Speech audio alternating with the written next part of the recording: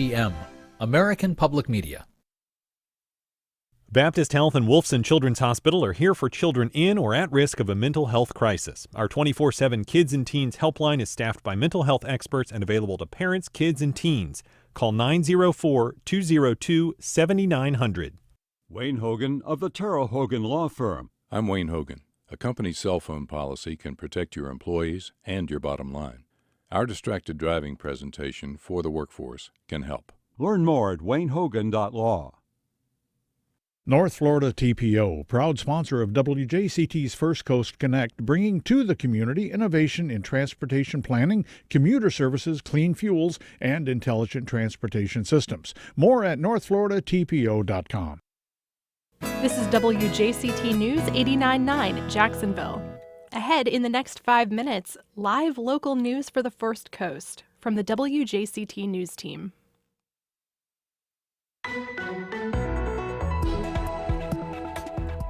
Florida's delegation stands against impeachment. I'm Melissa Ross, and just ahead this hour on First Coast Connect, the second impeachment trial of former President Donald Trump is underway. How are Florida senators and representatives reacting? We'll take a closer look. That's ahead, then later. We are quite shocked to hear that our ancestor is being dragged into the mud. The renaming of Jacksonville schools, a descendant of Jean Ribault, on the line from France to express his objections to taking Ribault's name off 2 local schools. That and more is just ahead.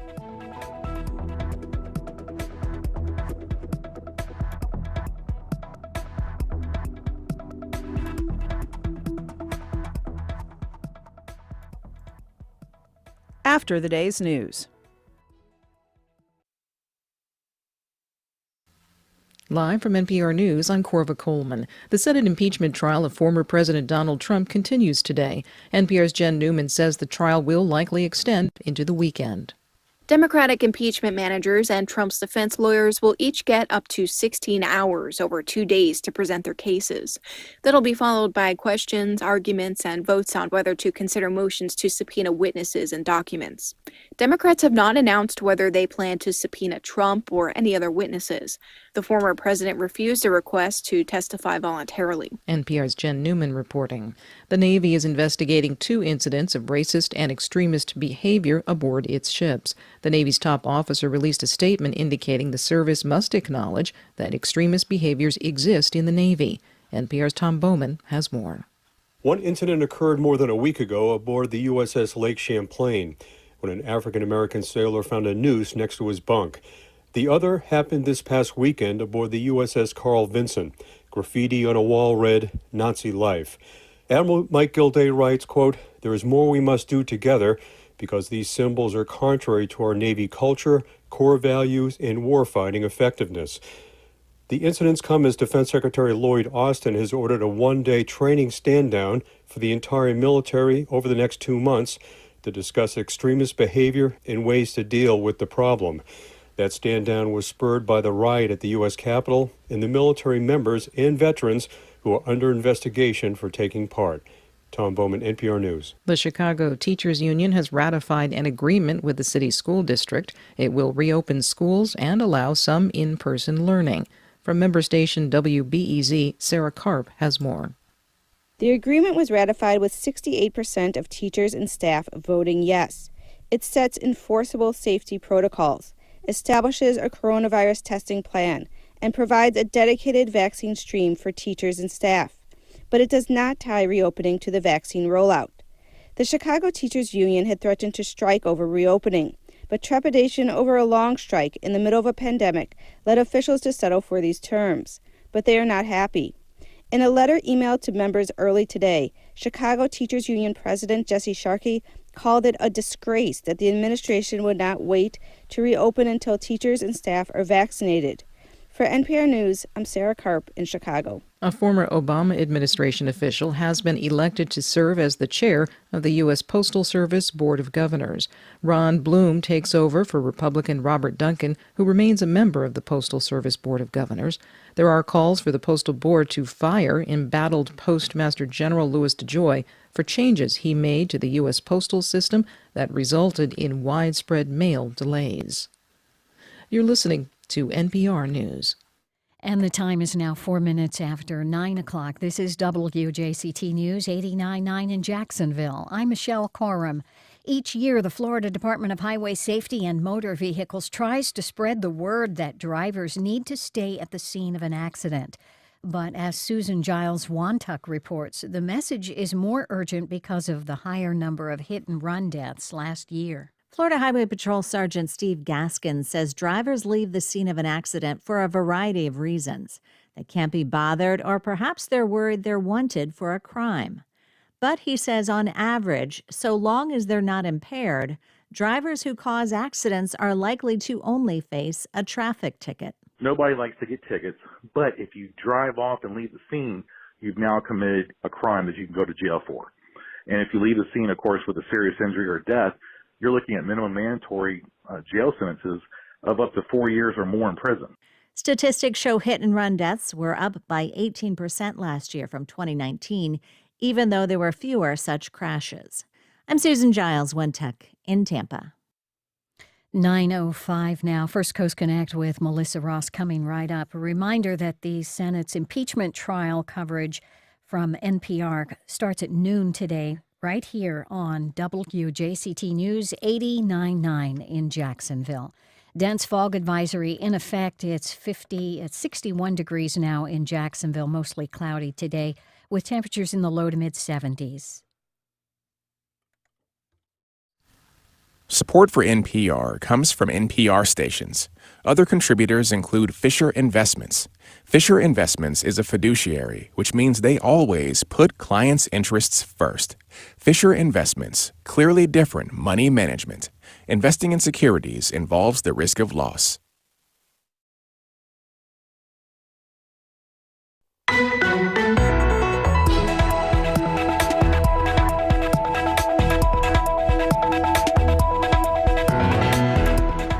Florida's congressional delegation and its two senators stand against impeachment. Good morning. We're live from Studio 5. I'm Melissa Ross, and this is First Coast Connect. Thanks for listening. Just ahead, a look at the second Senate impeachment trial of former President Donald Trump. Let us know how you're reacting to this. Give us a call. It's 549-2937. Then later, efforts to rename local schools are underway, but a descendant of Jean Ribault joins us from France to say he and his relatives object to taking Ribault's name off two local schools. But first this hour, the latest numbers on the pandemic. The state reports that coronavirus cases increased overnight by a whisker above 7,000. We are closing in on 1.8 million cases. Now, active hospitalizations went down a bit, but deaths rose by 233. This is Governor Ron DeSantis visited Jacksonville yesterday to announce a new coronavirus vaccine partnership with Walmart pharmacies. Some good news here. Beginning Friday, 18 Walmart stores in Duval County will begin distributing the vaccine, along with additional sites in Baker and Clay counties. Also, Southeastern Grocers has announced a list of its stores, including 9 Winn-Dixie and Harvey's supermarket locations across the First Coast, that will begin offering vaccines for coronavirus later this week. And St. Johns County has announced registration for additional vaccine appointments will open at 9 a.m. tomorrow. So we'll keep bringing you these updates about vaccine opportunities as soon as we hear of them. Meanwhile, the other big story this week, of course, is the second impeachment trial of Donald Trump. It has begun. And Senators Marco Rubio and Rick Scott drew attention yesterday. They were in attendance, but not really engaged in the proceedings.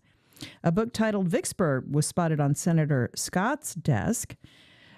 Senator Rubio, according to others who watched him, said he stayed busy with papers. And so Florida's two senators were fairly obvious about looking away from the proceedings, while the House managers prosecuting the case showed video of the violence at the U.S. Capitol on January 6th. Of course, earlier, a majority of Florida's congressional delegation voted against certifying the Electoral College results on January 6th, even as insurrectionists were storming the Capitol building. Daniel Cronrath is professor of political science at FSCJ, and he's on the line now with some thoughts about how the impeachment proceedings are unfolding. Daniel, good to talk to you. Hey, Melissa. Thanks for having me on today to talk about our latest constitutional crisis. Right. Already receiving lots of tweets about the second impeachment of Donald Trump. Tweet us at Melissa in Jax. Plenty of comments on Facebook. And let us know your thoughts about impeachment, the second impeachment of President Trump. 549-2937 to give us a call. Email us at firstcoastconnect@wjct.org. Okay, so this trial, Daniel, began with a jarring and graphic video of the riot at the Capitol on January 6th, and it was played on news broadcasts last night.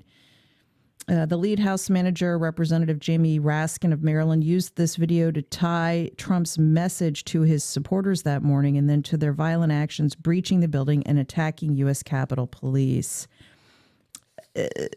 A majority of senators on the Republican side looked away from the video, and that includes our Florida senators, Marco Rubio and Rick Scott.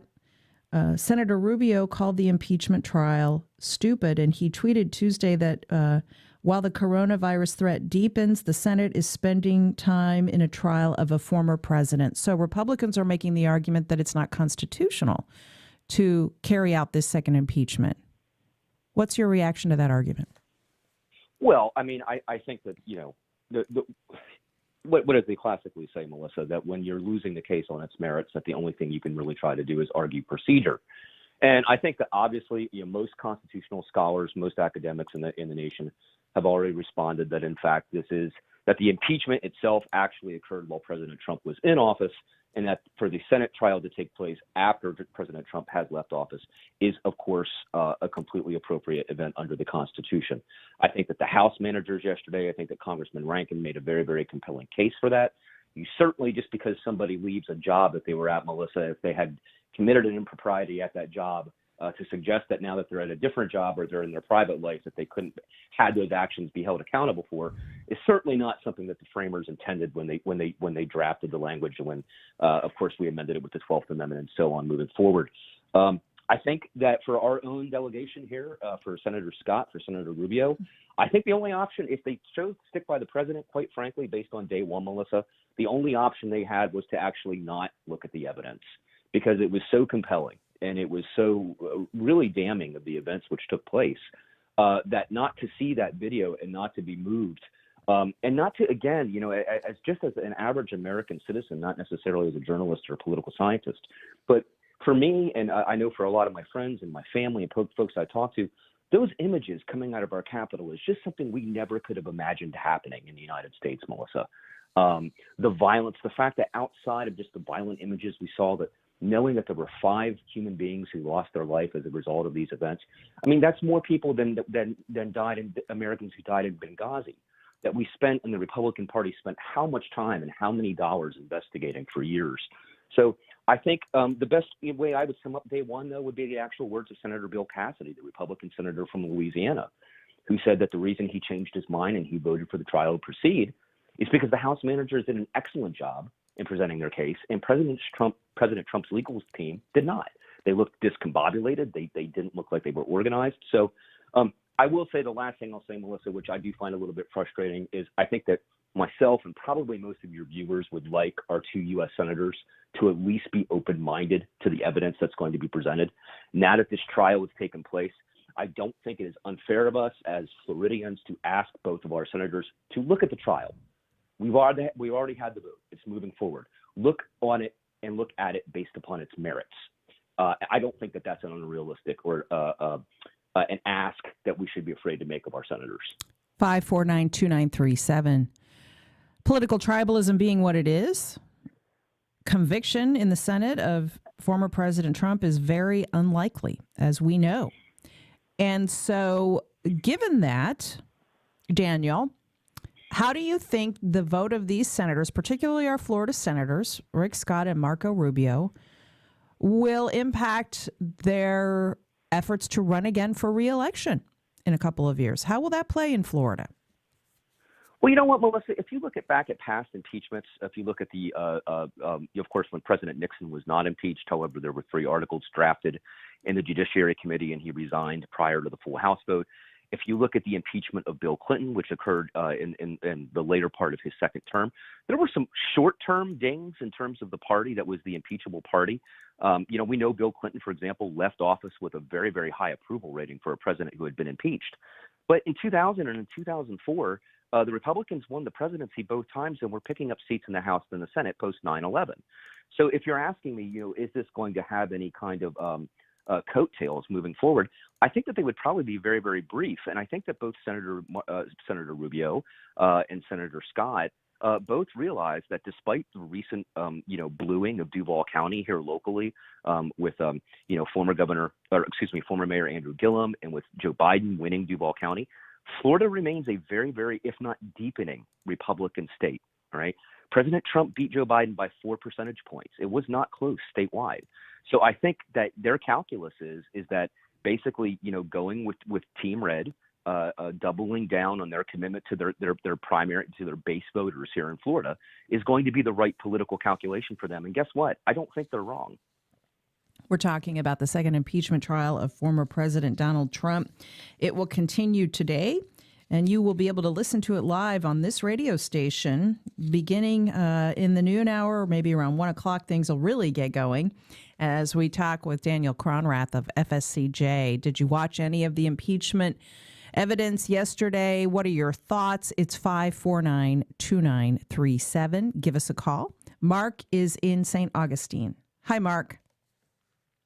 Hey, good morning. As far as the merits of with the current Trump impeachment, I'm not necessarily against it or for it. If people think that there's merit to pursue this, then that's fine with me.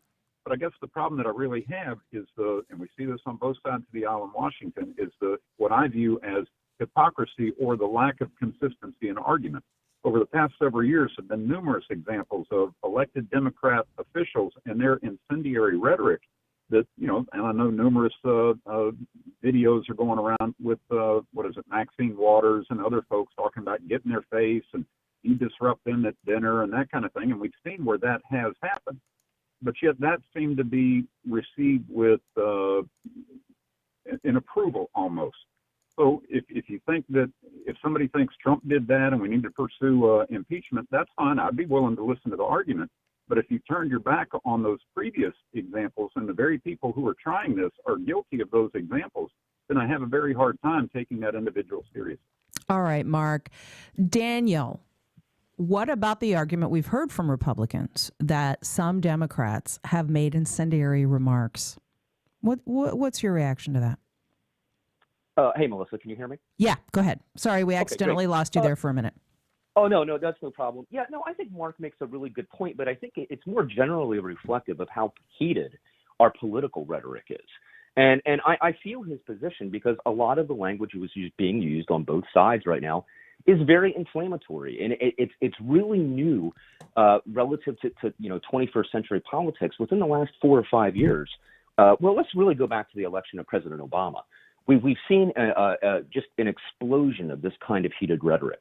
But what I would ask the caller to really examine here is, Rep. Waters, instructing people to get in the face of their elected officials or something along those lines is an entirely different kettle of fish than having a mob of thousands of people gather at a pre-planned rally who are armed and then descending upon the Capitol with the President of the United States telling him that he will be with them by their side and tweeting out later in the day that Vice President Pence has committed treason.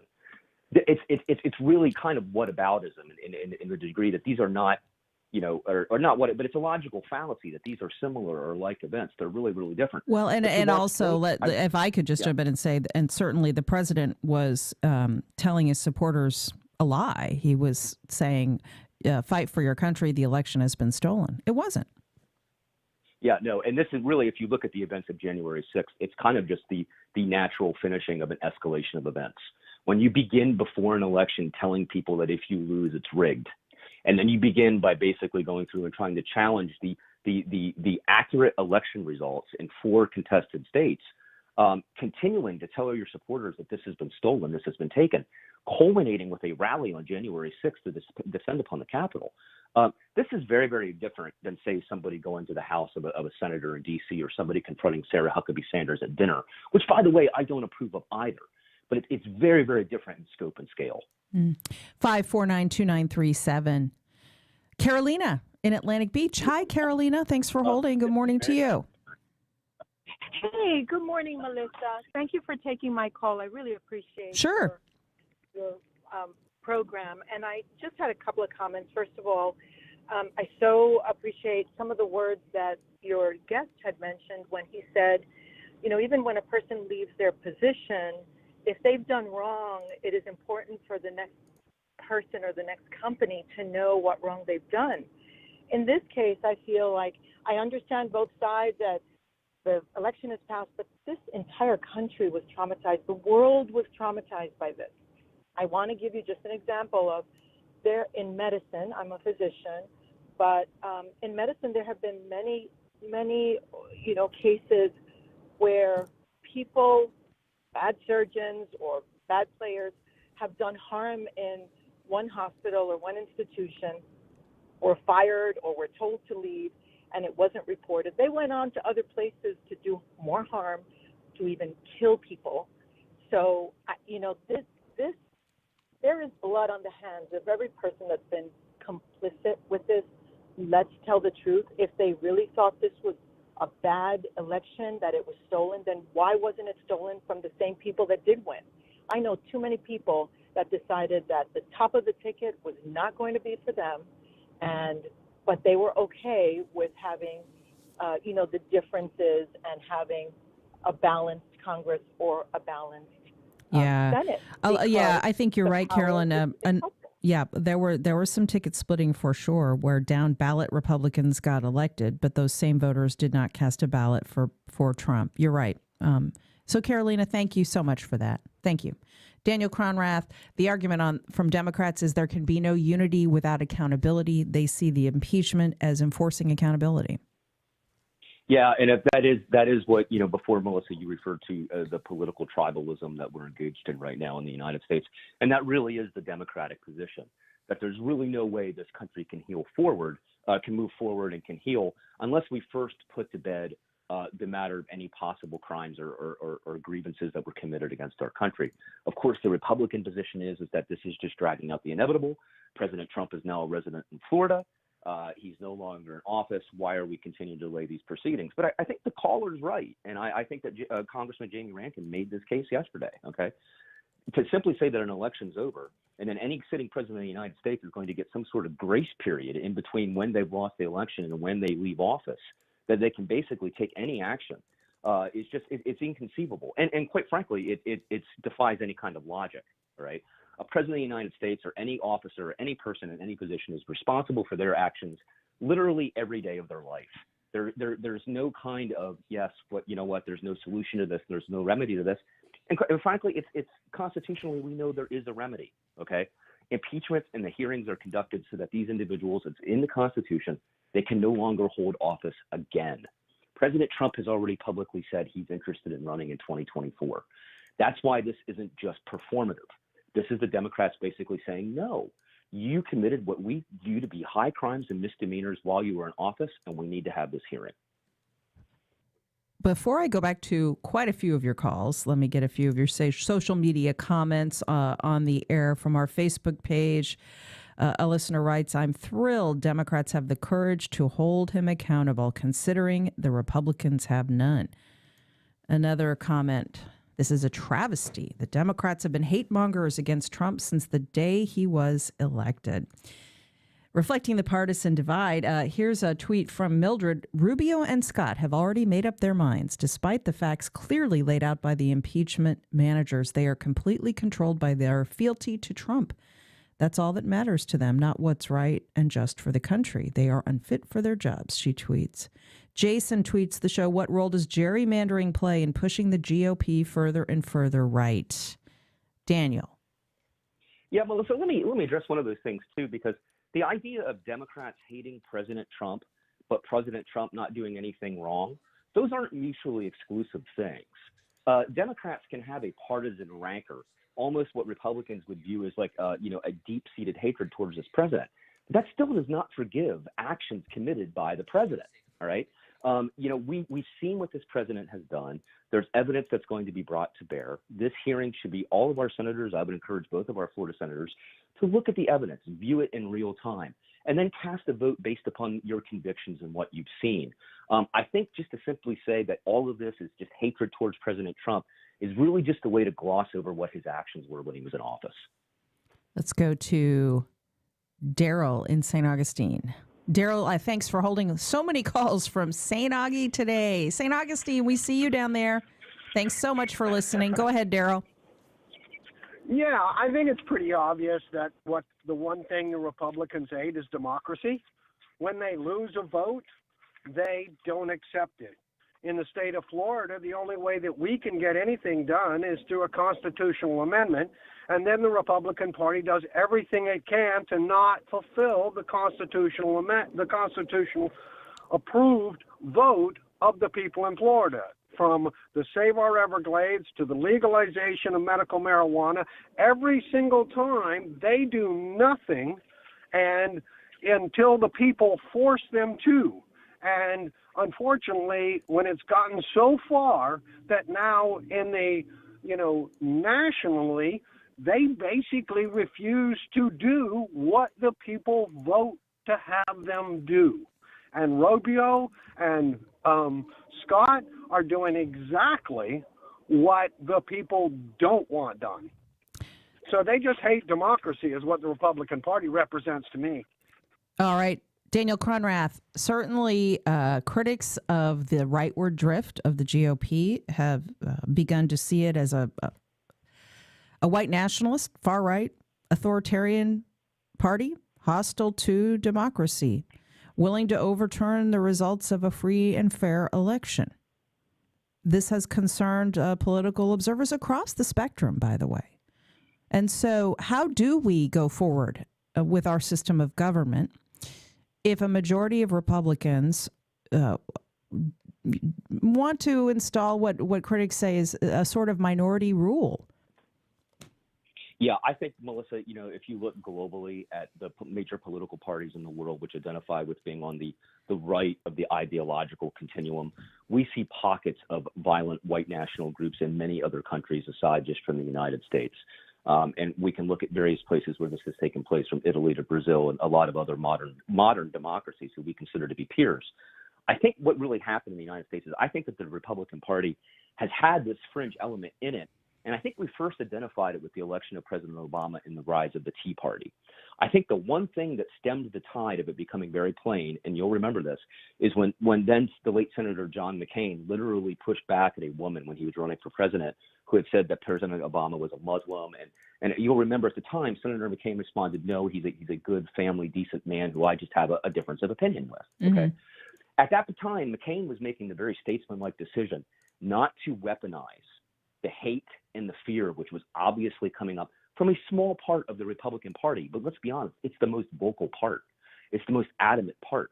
The Proud Boys and some of these other very, very right-wing organizations are also given, I think, a disproportionately large microphone by our news media, and for good reason. Okay.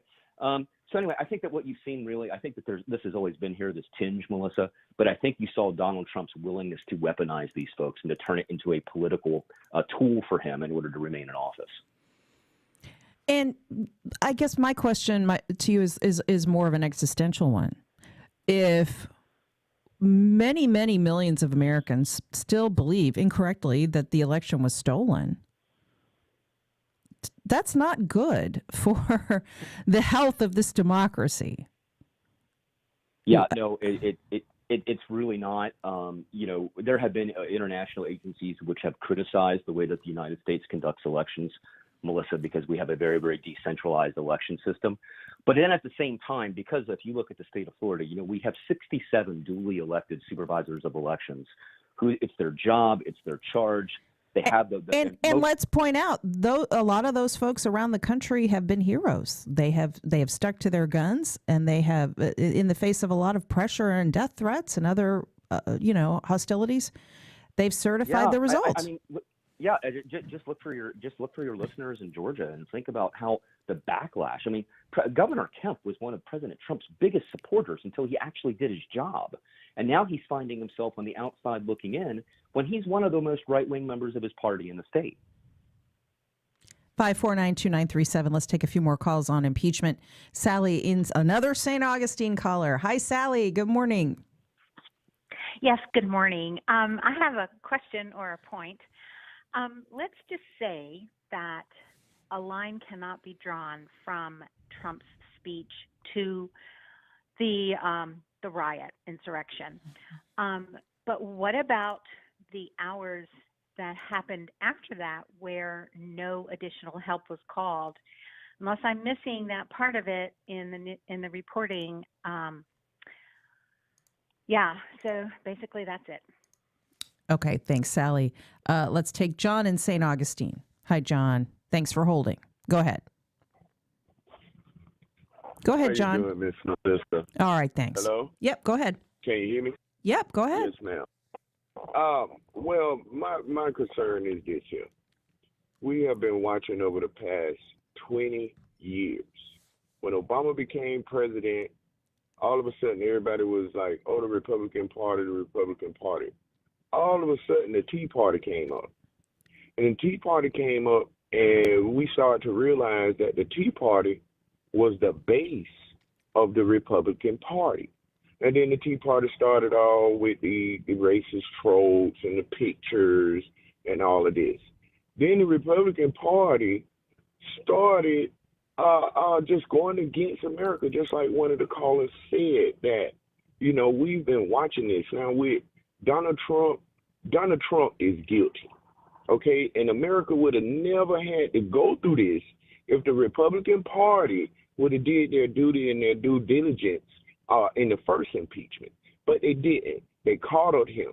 And when they coddled him like a little baby, that emboldened him. And then Marco Rubio, Rutherford, and Scott, these senators knew very well that the vote was not stolen and everything, and still wanted to go against democracy. The problem is, Miss Melissa, is that the party, or the Republican Party, have been going further and further and further to the right instead of the center of the aisle. Same thing on the Democrat. We got a leftist movement. But as you see with Obama, he tried to rule from the center. Biden, he's going to try to rule from the center.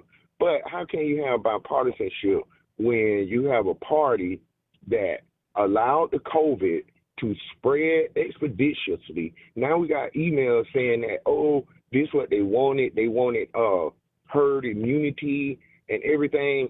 And now we got all these cases. And now you saying, oh, well, it's okay, this and that. What are you going to tell your children about right and wrong? What are you going to tell your children? That, hey, if you be president, you can do anything you want to. You can darn near come close to destroying America more than any Muslim attack, any Chinese attack, anything. They came within 6 feet of destroying America. And now we have these senators sitting up here trying to find a way to not prosecute. I'm a rule of law. I'm a person about rule of law. Okay? And if we do not do what is right for what we seen happen to the Capitol of the United States of America, listen, what you're showing our enemies. John. That, hey, we can get inside and we can destroy America. So we got to have accountability so that America's word and their morale can stand in the world. And thank you, John. An impassioned argument from John in St. Augustine calling for accountability of former President Trump. I want to thank you for that. By the way, I want to point this out too, Daniel. When we were talking earlier about white nationalism on the right, listeners emailing me to remind me that Trump increased the number of votes from African Americans and Hispanics across the country, particularly in Florida. I just wanted to point that out, that it was a complex picture with our vote in Florida as we kind of center the discussion on Florida. But let me close, Daniel, with your final thoughts about this and remind people to tune in to 89.9 today, and going forward, we will continue to have live coverage of the impeachment proceedings. But Daniel, your final thoughts. Yeah, Melissa, I think my final thought is going to be this. I do think that the one strategic error that the Democrats have made, and I understand their desire to get along with President Biden's agenda for the country, to address the pandemic, to address income inequality, which is occurring. All of these things merit our attention. However, Melissa, I think that the rushed nature and the desire to try to get this trial done by next week, while we still have mountains of evidence being collected and pouring in, we don't even know the extent of any culpability yet. And I think at the end of the day, Melissa, when we actually get down to it, to investigating the actions of sitting members of Congress who were communicating with people in the crowd, letting them know where to go inside the Capitol building while these events are occurring. I wish that we had the luxury of letting this all unfold in a greater period of time, with genuine investigations taking place at the committee level, like we would do if this was Benghazi or any other kind of select committee to investigate something. But that being said, Melissa, I think it's very important that the American people watch this week. I think it's important we have school children watch this as much as we can, because this is history unfolding right in front of us. It really is. So I really do encourage everyone to watch or listen to the radio today as we carry live via NPR the impeachment hearings. And I want to thank you, Daniel Cronrath, FSCJ. Always appreciate your insights. Oh, thank you, Melissa. All right, a quick break and much more coming up later. Some good news for your Wednesday, but up next. We are quite shocked to hear that our ancestor is being dragged into the mud. Descendants in France of Jean Ribault speak out about the renaming of 2 local schools. We'll be right back.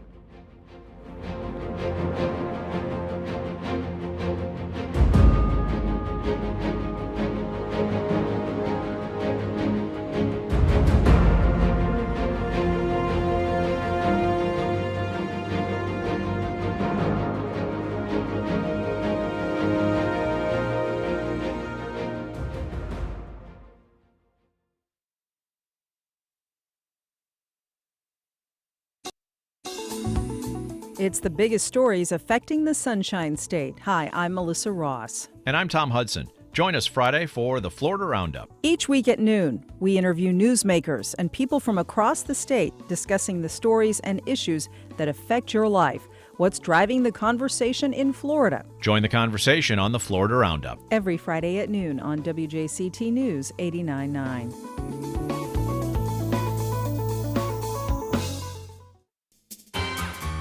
Escape to a world of British telly on BritBox and PBS Passport when you become a supporter of WJCT. Sign up at jacksbundle.com today.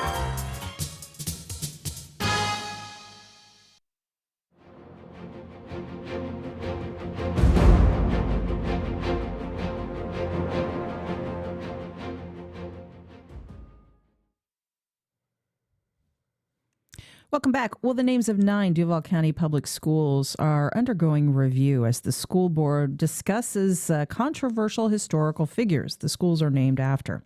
Now, 6 of the schools under consideration for renaming honor Confederate leaders, and the other schools are named after leaders who some historians say perpetrated violence against Native Americans. Here are the names of the schools under consideration: Joseph Finnegan Elementary, Stonewall Jackson Elementary, Jefferson Davis Middle School, Kirby Smith Middle School, Jeb Stuart Middle School, Lee High, Jackson High, and Jean Ribault High and Jean Ribault Middle School.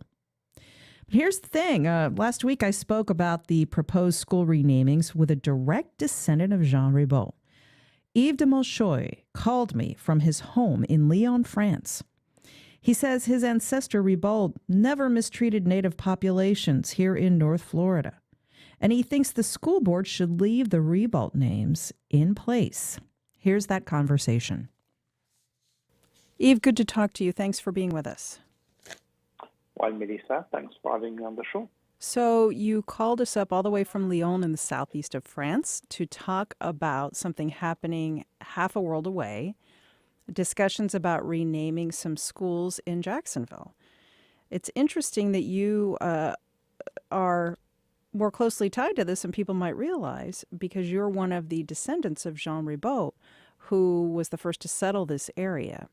So why did you decide to get involved in this matter? Well, we, and by that I mean cousins and myself, other descendants and Jean Ribault, are quite shocked to hear that our ancestor is being, let's say, dragged into the mud. There is a reason why these school renaming processes happen, usually because people after which the schools are named are getting bad reputation for various reasons, usually due to slavery or other, I would say, historical purposes. And we feel that Jean Ribault has been amalgamated with others where it has absolutely nothing to do with that. So we actually want to make it clear that Jean Ribault was not a slave owner, a slave trader, didn't persecute the Native Americans when he came to Florida, and actually contributed probably greatly to the friendship between our nations. Okay, so as the Duval County School Board looks at this, and they're considering renaming schools, several schools, because of the names are tied to the killings of Native Americans. Let's be clear about that. Jean Ribault High and Ribault Middle were named, of course, after your ancestor who first came to North Florida in the 1500s.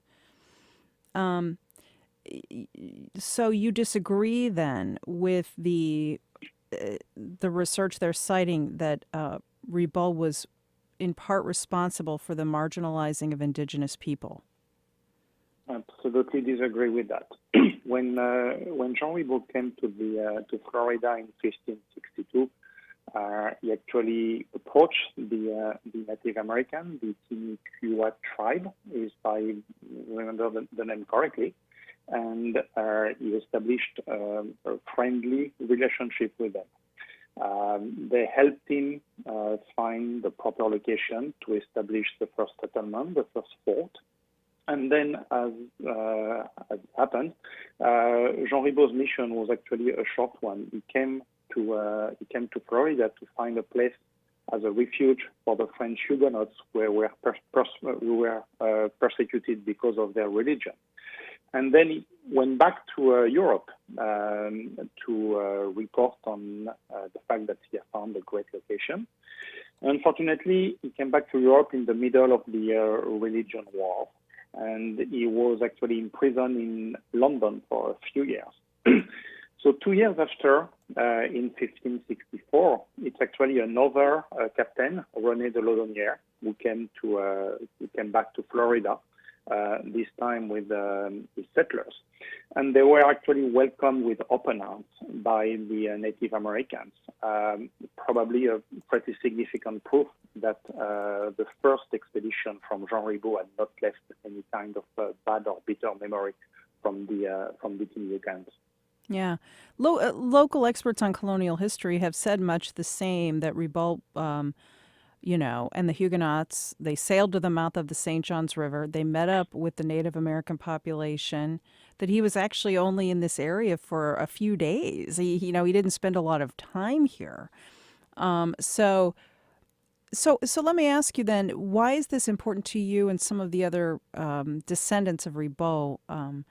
What goes on all the way over here in Florida? It's still personal, it sounds like, for you. This means a lot to you and your family members that his name stay on these schools. Absolutely. Well, Ribault was the maiden name of my maternal grandmother. I still have cousins who are named Ribault. And even though I carry a different name because it comes from my mother's side, we feel very attached to our history and very proud to the fact that Jean Ribault was the first European settler, at least the first Frenchman, to land in Florida. I personally visited Jacksonville 6 years ago, and I was extremely excited to see all the places that are named after Jean Ribaud. Of course, the 2 schools, the river, the ferry that's named after him. I believe a couple streets are also named after him. So it was actually pretty good to see that our ancestors had left such memories to the American people. It's really fascinating to get your perspective as a Frenchman watching this from afar. I want to thank you, and we'll follow this story because no decision's been made, but thanks for your insights, Yves. It's great to talk to you. Melissa, thank you very much for giving me the opportunity. I should say merci. Have a great day.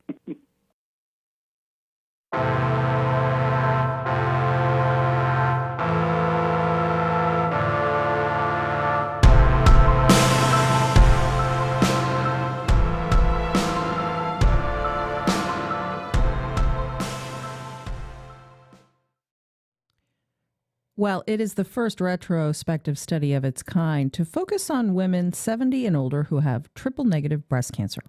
The result, chemotherapy, despite its downsides, works.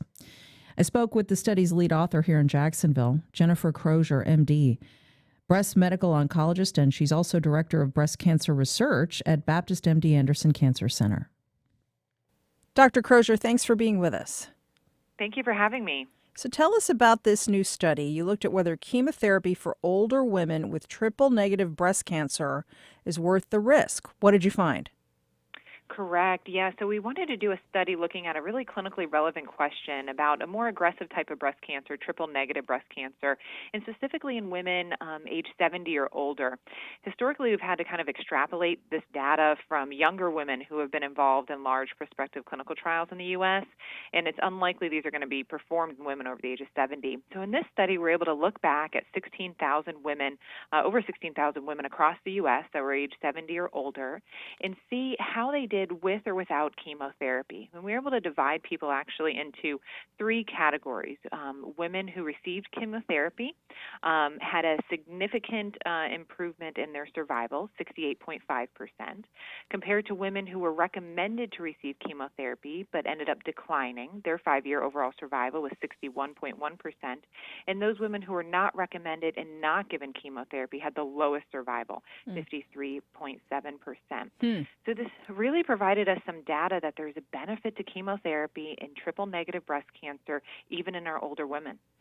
This is interesting to look at because, of course, chemotherapy is one of the most effective modalities for treating breast cancer, but of course it has a lot of side effects, and they're very unpleasant.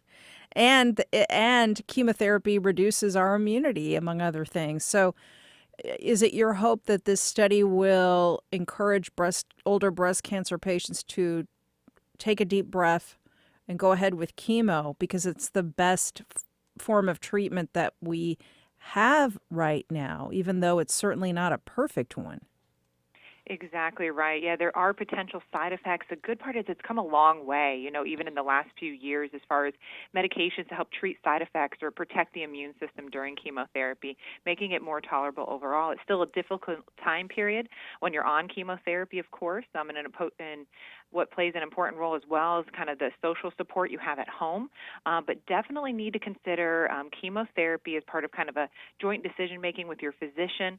We always respect the patient's decision and their autonomy, but kind of bringing this data into play and seeing how that affects patients and their treatment decisions, and just providing them more information that there is a survival benefit if we can kind of get through this short, sometimes unpleasant period of chemotherapy more long-term with their overall survival. Now, you looked at this with one specific type of triple-negative breast cancer. What are the implications for other kinds of breast cancer and chemo? Correct. So we have a lot more data on other types of breast cancer that's more estrogen-driven, where we're using less and less chemotherapy. We're de-escalating therapy there, using more endocrine therapy. And we know a lot more about that with the genomics of tumors, different things. We're able to risk stratify patients better. Triple-negative breast cancer, this type of breast cancer we analyzed, is a more aggressive type. The only real treatment currently for stage 1 through 3 breast cancer is chemotherapy. So it's a big decision if we're going to be doing no therapy or chemotherapy. And that's where this data helps us to make that decision together. The bottom line, though, is women and men, by the way, men who also get breast cancer, they just need to discuss all their options with their doctor. Correct, exactly right. And kind of what is their risk specifically as best as we can get it, and what's their potential benefit of chemotherapy. And hopefully this data can help guide people in their decisions. Thank you so much, Doctor. She's Dr. Jennifer Crozier, breast medical oncologist, director of breast cancer research at Baptist MD Anderson Cancer Center in Jacksonville. Thank you. Thank you. All right. In a moment, some good news. It's our What's Good Wednesday, the Valentine's Day edition. So stick around. We'll be right back.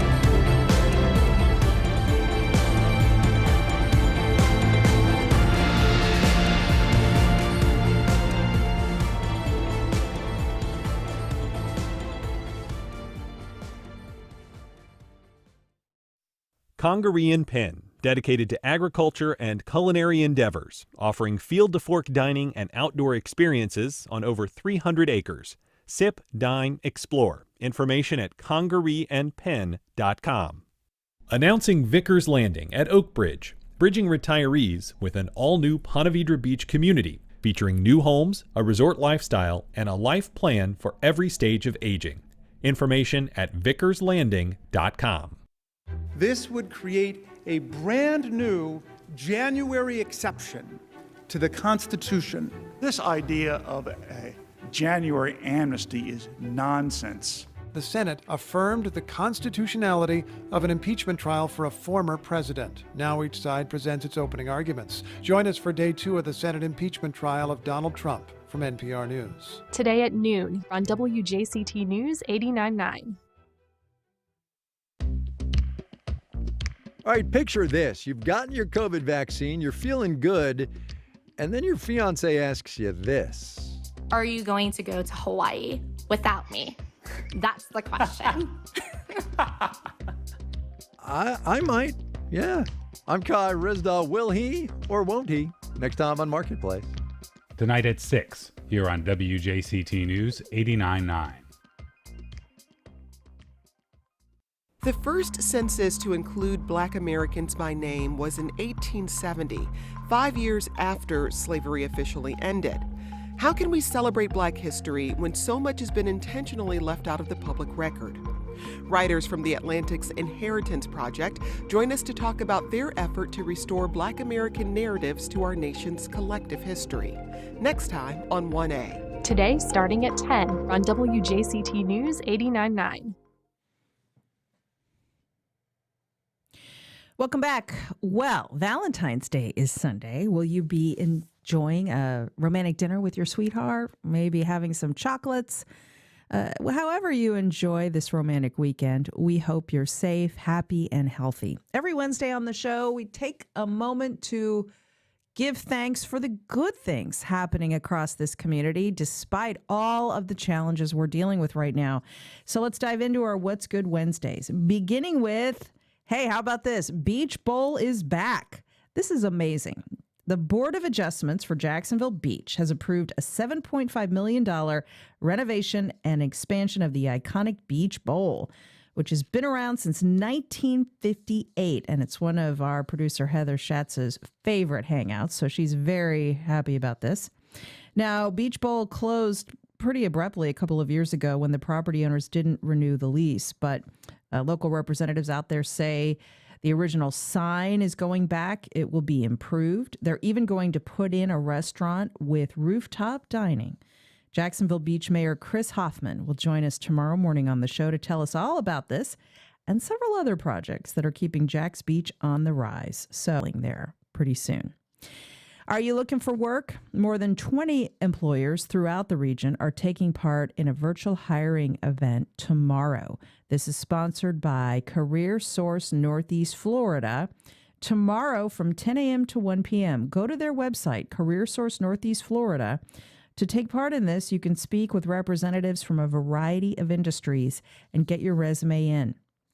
Girls Run the World. Humana, a leading health and well-being company in Duval County, is teaming with Girls Inc. of Jacksonville to provide an after-school healthy living program for girls in grades 9 through 12. And this is happening at Title I schools in the area.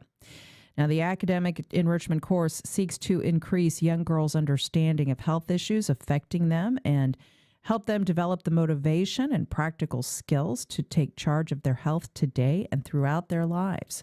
This is part of Humana Medicaid's community engagement program, and they're offering this through Girls Inc. of Jax at Ed White High School, Sandalwood High School, and Rains High School. If you want to learn more about the Healthy Living After School program, go to girlsincjax.org. We love Girls Inc. They are actually in our building here at WJCT Studios up on the second floor. Again, girlsincjax.org. Okay, hundreds of families and supporters across the country took part in the 12th annual Wolfson Children's Challenge virtual edition. They were celebrating former patients of Wolfson Children's and raising funds for life-saving care. About 400 kids and families from across 15 states took part in this virtual challenge. They logged 1,532.83 kilometers, of physical activity on the Wolfson 55 app last month, and they raised more than $96,000 to help fund the purchase of life-saving trauma equipment and technology for our most critical patients at Wolfson Children's Hospital.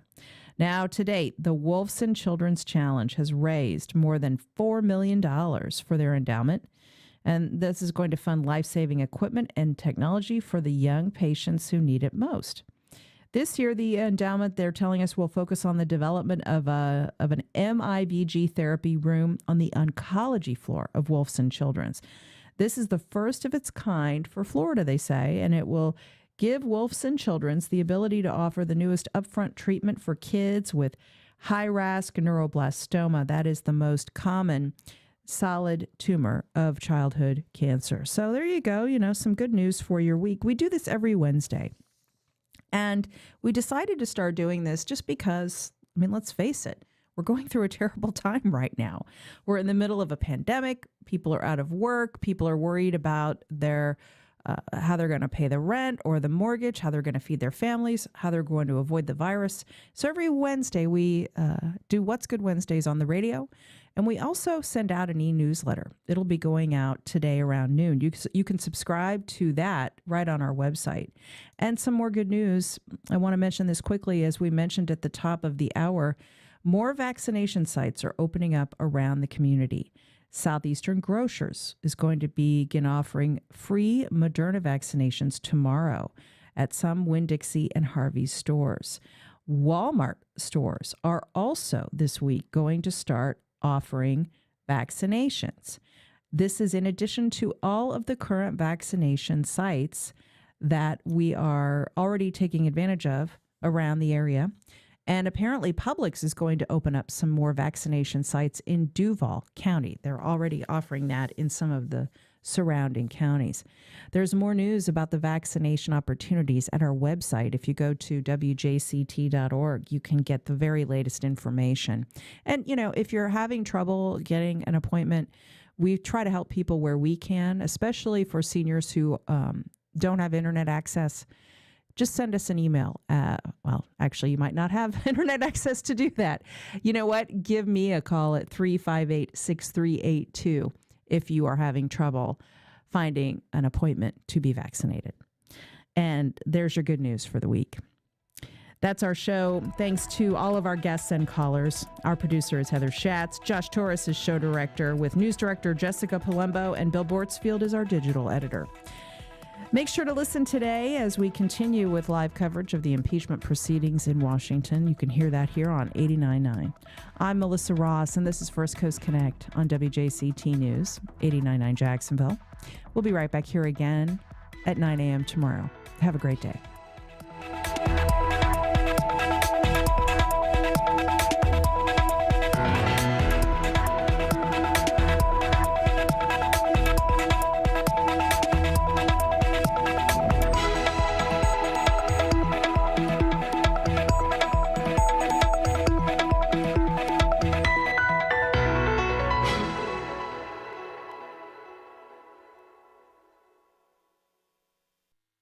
Support for First Coast Connect